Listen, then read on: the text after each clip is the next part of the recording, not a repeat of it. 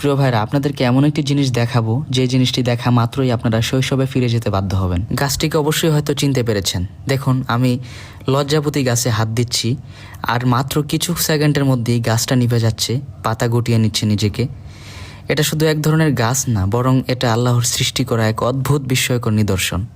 এই গাছ অনুভব করতে পারে, স্পর্শ বুঝতে পারে আর প্রতিক্রিয়াও জানাতে পারে। আলহামদুলিল্লাহ। বিশেষ করে ছোটোকালে এই গাছের অনেক দেখা পেতাম, এখন মোটামুটি দেখি না বললেই চলে।